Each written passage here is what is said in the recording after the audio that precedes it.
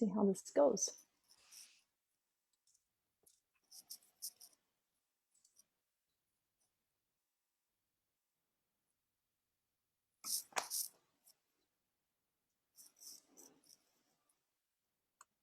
Good morning. I think we're live on Facebook. It is a beautiful Wednesday morning here, March the 3rd. I can't believe how fast this year is going. So last week I was here asking the questions about how you're building an investment grade practice. And this week we're going to continue on that theme as we get closer and closer to the launch of our next Business Impact Foundations class. And today, the question I want to pose for you is, when it comes to marketing, we hear a lot of buzz around authentic marketing.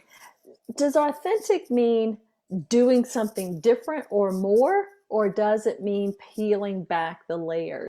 I'm Victoria Peterson, CEO of Productive Dentist Academy, and I'm super excited to have you with me, Reagan. Thank you. Glad to be here. What an exciting morning. I have my coffee. I'm good to go. All right. So if you will monitor the chat box for us, I would love it as you're coming on and waking up here. Or maybe it's only 7 o'clock here in Hawaii, but I know that means it's almost lunchtime on the East Coast. So if you're grabbing a bite to eat and you're joining us, toss me some questions in the chat box. Reagan, you are the co-host of Everyday Practices. You talk to hundreds of dentists all over the country, but I also know you as the most incredible designer, marketer, brand manager on the planet. You've taught me so much, and I'm super excited to have you here in this conversation about what it takes to marketing. So, how do you answer that question? Is it about adding more or peeling back? Never adding more. Adding more has to come with a very specific purpose. So I think peeling back is the best way to start, and getting to know yourself and your philosophy of care from a dentist perspective, since, yeah, I think piling on can cause a lot of confusion. So it's good to calm the waters before you start the storm. I love that. And you're actually on our faculty in the Business Foundations class. Yes, And I am. you're one of the most popular instructors. Everybody shows up for your class. It is so much fun. We get the best, we get the best doctors, meaning they are truly invested in elevating patient care. They really do care about serving their communities, and that means that they are comfortable getting a little uncomfortable and vulnerable with themselves, and really diving deep into being authentic and making real connections with their community. So it is a blast. I am in heaven doing that course with you. I love that. I was also listening to the Everyday Practices podcast, which launched today. I was listening to this morning's episode, and you were interviewing Tessa Miller, and she is just a terrific young doctor. She's 5 years out, and she sounds like she's been a business owner for a decade or more. And she has this confidence and this certainty. And I remember when she came through the foundations class, she was very sharp, but there was confusion around, what do I market? How do I market? And that Yeah. confusion, she couldn't really translate it to the team, and the team didn't know. And they had okay new patient numbers. They were getting 20 or 30, maybe sometimes, new patients per month, but they weren't always the type of patients she wanted. They didn't always follow through with care. And now she is so crystal clear with her philosophy of care. And you touched Mhm. on that just a little bit. So, how does what I believe as a clinician influence my marketing? You taught me this, Victoria. Really, there are many different philosophies of care. So, to the layperson on the outside, a dentist is a dentist. You go in, you've got a tooth problem, and they'll fix it, and on you go. But dentists really have a different approach, and Dr. Darren Weber, one of our foundation participants, I think he said it very well. When he got out of school, he was very fortunate to fall into practice ownership as a partner very quickly. They had an Mm-hmm. established practice, established patient base. So he did the routine for, I think, 8 or 9 years, and he thought, well, this is going well for me, until one day he woke up and said, what do I really like doing? What procedures do I Mm. really like to do? And that sent his trajectory in a different direction. He had the opportunity to outright own the practice. He did, and he got to make the rules, and that changed his philosophy of care, which translate into how you attract patients and the type of patients you attract. With Dr. Tessa Miller, she seemed to know right out of the gate. She had a leg up. I have a feeling she's been listening to podcasts for a long time. I think she had a business mindset. So her very genuine, happy-go-lucky nature and optimism, I think, shields this kind of wicked businesswoman on the underside of it, which she'd giggle if I said that. I agree. Yeah. So she was very clear on how she wanted to serve going forward. So that informed a lot of her decisions on when she decided to start marketing, how to market. So I think that the philosophy of care definitely will drive and inform how you attract the patients that you want to serve. From the doctors that I work with, this feels like the daily routine, right? I'm going in, I do morning huddle, and boom, I'm off to the races. And there's patient, patient, patient, patient. And I'm actually quite happy if my chair is full and I'm busy. And then I collapse at the end of the day. I go work out and I go home. Like, that's a good day. Bad days are when I go in and I start my first patient and the second one cancels. And the third one shows up early and the fourth one shows up late, and those kinds of disruptions. Now I get uh, a mix of emotions, right? Mostly on what am I not doing that I should be doing. And I have been in marketing since 1990 with dentistry, which is about the time that marketing became legal for dentists and CPAs and physicians. So prior to 1990, you could not advertise. Mm-hmm. And I remember dentists being very scared and hesitant to have their name bold in the yellow pages. For real, they did. Oh yeah, because you didn't want to stand out, because you didn't want to right. perceive an air of yeah, I Of understand that. arrogance. Mm-hmm. And if you put a red box, if you had a business card size ad in the yellow pages with a red border, you were pretty much ostracized from the local dental society, like banned for life. And so there was a lot of hesitancy in previous generations of dentists to embrace it. So if you are in the 50 plus age group, you remember those times. You remember when it wasn't necessary. You remember when a patient newsletter was all that you did. Mm-hmm. And today, with the millennials, they're like, oh, yeah, it's all digital advertising. I'll throw up a Facebook, I'll do a few social media posts, and I'm done. And I'm not saying that you can't get volume like that. You can. But there is this piece in between, is what really makes it work. And I think that's what's confusing about being a dentist today in terms of marketing. So let's see if we can dispel some of these myths, right? Yeah. Because Oh yes, absolutely. the phone rings every single day. Mm-hmm. Doctor, I've been searching your website. Your SEO is off. I could get you 40 new patients if I just took over your website. It's not true. Well, let's pause right there. Let's walk through what that means. I love how you started it off kind of looking at the trajectory of marketing and the relationship to dentistry overall. What was true at one point and how it has evolved over time.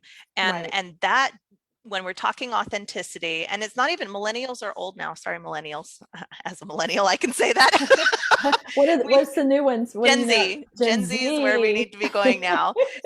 The need for connection, it's like separation of church and state. There is no separation anymore, and because of our the social fabric online that we have so intricately woven, telling real stories has become what we're selling. And so we are really selling connection at this point.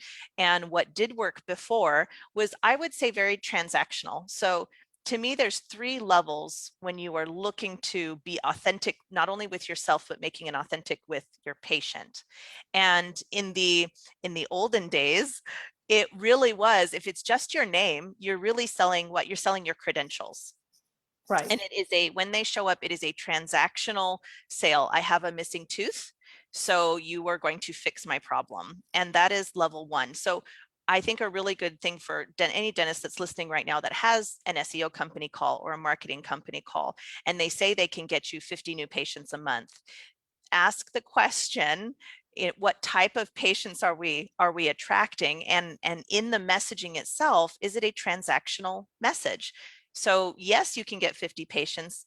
Yes, you may be solving a problem, but that is a surface level. That is like your winter coat is on. So in that essence, your long-term care, your long-term loyalty, conversion, all of that, really none of that has been established yet. So in this patient journey, they are brand new. Then when you get down to the next level, and this is where marketing is very helpful, when we look at attracting those 50 new patients or getting the proper eyeballs to your website, are you connecting with them emotionally?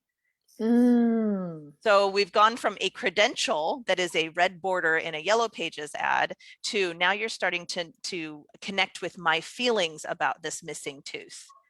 And that can show up in different ways. So then you started to see over the years the transition into more of the faces of families, people that were more like models that you wanted to look like. They had the gaping hole and now it's filled, and they look happy, and they used words of emotion. That's your second level of attraction. The third level of attraction, and I think this is where only the top 1% of dentists do, really gets down to the deep unjustness below the emotion. Why is this Mm. unfair? Why is it unfair that I have a missing tooth? So for example, if we are advertising, got a missing tooth, we'll fix it, that's your top level service. As the doctor, your chances of converting that patient and actually getting that person to put an implant in that missing tooth slot is lower than it is when you start to relate to their emotions. How will this make you feel? You start to paint the picture of how you're going to feel, so that you'll see marketing that is, you'll be able to eat corn on the cob again easily, or you'll be able to do XYZ. How will you feel? That starts to paint a picture. The third area in an authentic connection, when we're talking about marketing for attraction strategies, gets down to the deep unjustness. And in Mm. this instance, we'll say, Victoria, it is really unfair that some people can just go and get that missing tooth fixed. I can't afford it. And I don't even want to go down that route. Dentists coming into practice ownership often take a lot of PPOs in order to get the patient flow going. That essentially is their marketing engine. So they don't have to think about marketing. And then when they come into who they are, their philosophy of care starts to change. In Tessa Miller's example, she was really passionate about going into comprehensive care. So she Mm. kept her eye on that prize and knew that in order to do more comprehensive care, she was going to have to learn how to connect with patients and market authentically. So at this third level, it's how do I make it easy for the patient to say yes in a way that makes it fair in their heart, make it easy for them to pay. Don't judge them. Just make it feel like anybody else could get this care. They are worthy of it and deserving of it. So I think authenticity from the outbound needs to make that level of connection. And if you can hit all those three in a campaign, if somebody calls you and tells you they can absolutely get you that type of connection, you would take it all day, every day. Well, and that's where the authentic comes in because, you head up our ad agency and we do a lot of work for our clients. We do brochures and collateral pieces. We write, we capture their story, we help them tell their story. But until we can surface that story, as marketers, we can't portray to the community that third level of why. And I think COVID has been a blessing in this in some ways because you're seeing people show up more authentically.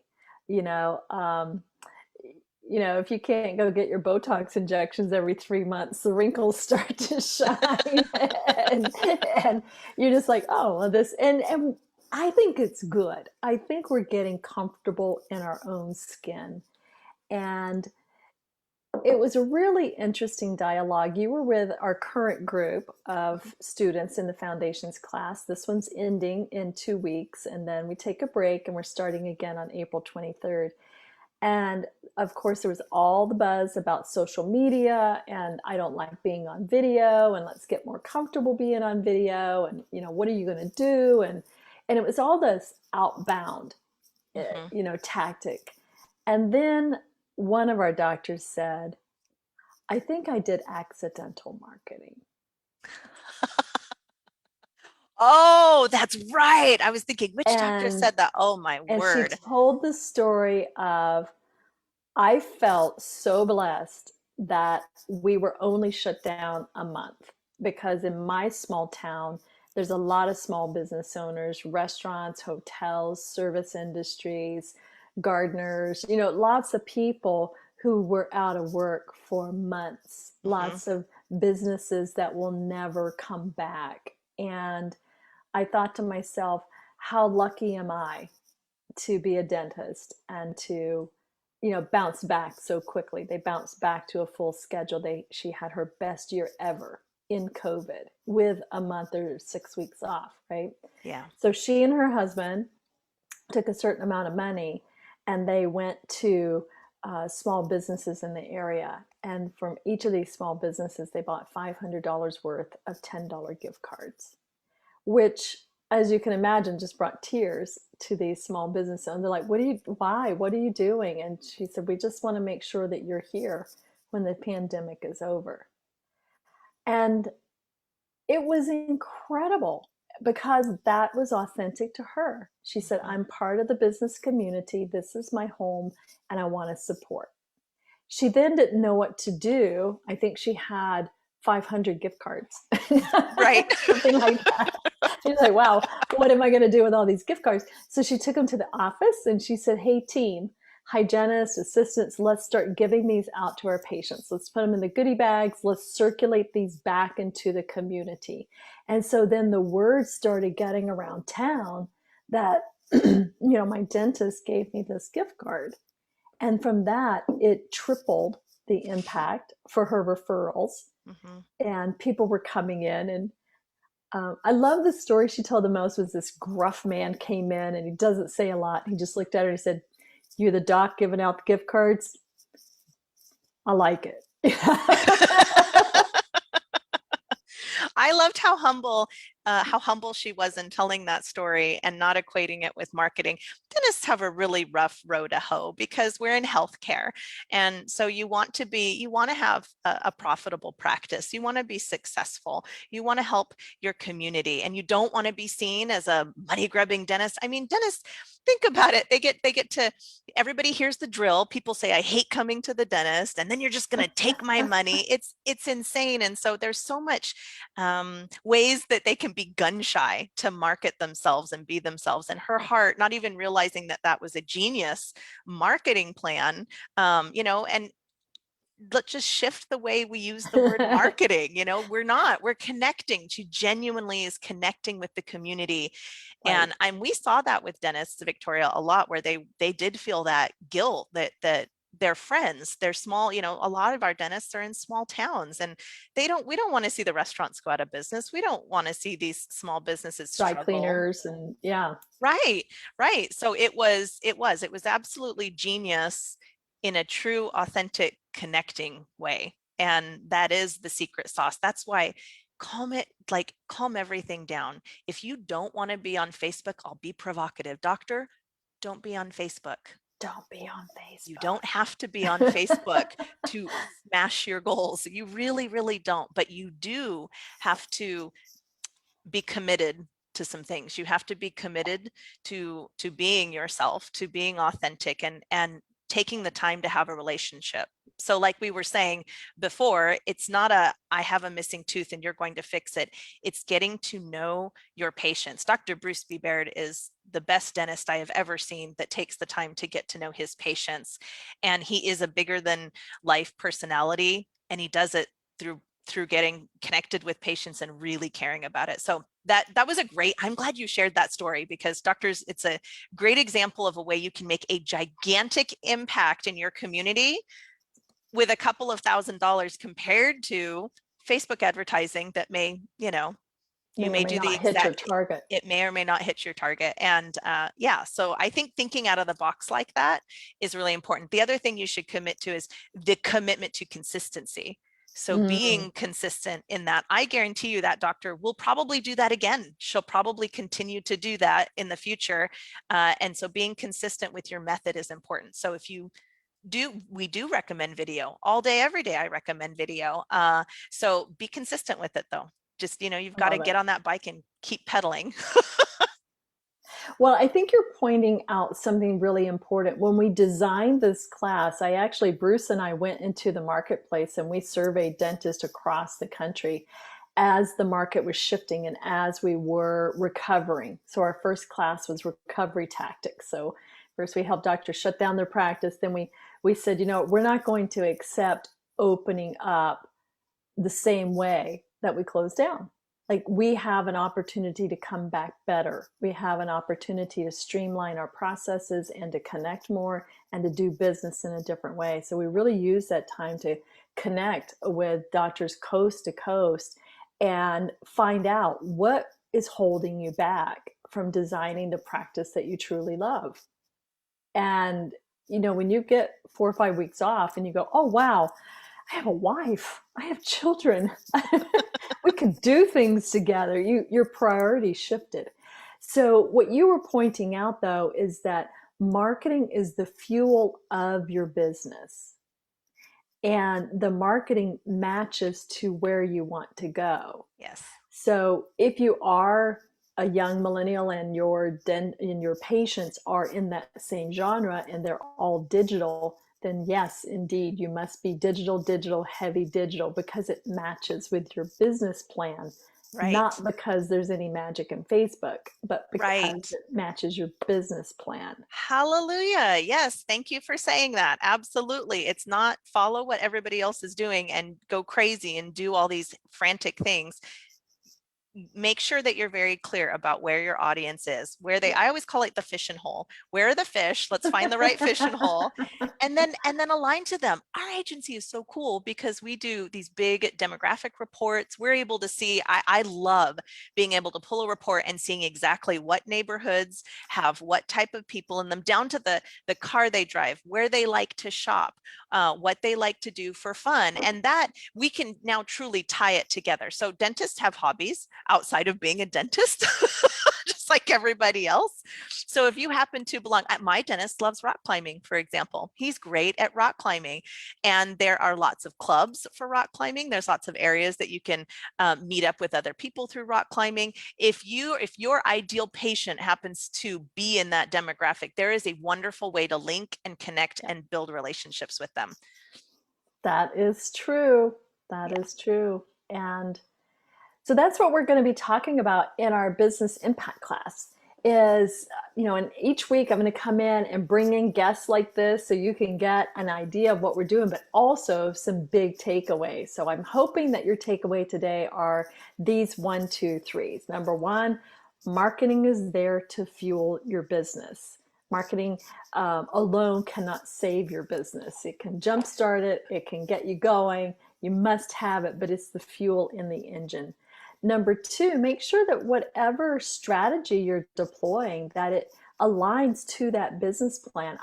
There is a very large DSO in the San Francisco area that spends 0.5% on marketing. It's very, and almost 80% of their patients come from referral. So they really focused on being great employers to their team and turning their team into their marketing engine. And so the team gets rewarded for referrals, and they probably gain almost 200 referrals a month. It's Woohoo! insane. It's insane. So wherever you are in marketing, just understanding that that is what fuels your vision and your marketing plan, your business plan. The trouble is that most of us have lost sight of our vision, and it's very difficult to find it by yourself. What Bruce and I also learned during COVID was our traditional 1 year business planning or 1 year goal setting. I think that was actually a stretch for a lot of us, um, was just not enough, because in my mind's eye, it's difficult for me to look only 12 months out and see any hope of where my future is going to go. I'm still in the day-to-day stress of team turnover and why didn't the assistant show up today? She texted me, how rude. She called, or they're quitting by text now, what I'm going to do. Or when you're that mired in the quagmire of the everyday, it's really difficult to look up. And we talked about this last time. As a leader, as an owner, you have two jobs. Number one is to clearly articulate where you're going. And then number two, to have the confidence that you can get there. And confidence is a non-negotiable as a leader. So if things aren't quite right with where your practice is today, if you've kind of mid-career and you've kind of peaked and plateaued, you can't quite get over that hump, maybe you stalled out around the $850 a year or $1 million a year, $1.2 million a year, kind of stalled out, and inflation's catching up with you, it's a great time to investigate your vision and where you want to go, and how you can create a business plan that helps you set priorities that are so attainable and so easy. It'll propel you forward. And that's what we do in our 10-week class in Business Impact. And Reagan, we're so excited. You tend to join our class somewhere around week 6 or 7, and it is part of the highlight of the class. So thanks for being with me today. Absolutely. Thank you for inviting me. This has been fun. Thanks for pointing out how unfair it is that dentists not only have to be in perfection in their clinical skills and know how to run a business, but then I've got to be myself. I've got to be vulnerable. That feels very difficult to me as a person, and the persona that we play. So thank you for being so sensitive to those vulnerabilities, because that is difficult. It absolutely is. And it's possible to overcome. And I think that's the best thing, is you don't have to have some secret additional IQ that other people don't have. You don't have to be smarter. You can overcome it. It's totally possible. So I love the change that we're seeing in the participants in this program. It is one of the reasons I jump out of bed to get growth like this, because we're all making the world a better place, and we need our doctors in top shape. They are the hope of the future. That's right. I love it. Well, I will be back again next Wednesday. If you've got any topics that you do want me to cover, last week we had a great conversation with a doctor who said she and her partner aren't always aligned in their vision. So whatever's going on in your practice, hit me up in the comment box. I'll bring on a guest, or maybe I'll just address that question myself here next Wednesday on the next Facebook Live. Thanks, Victoria. Thank you. Bye, everybody.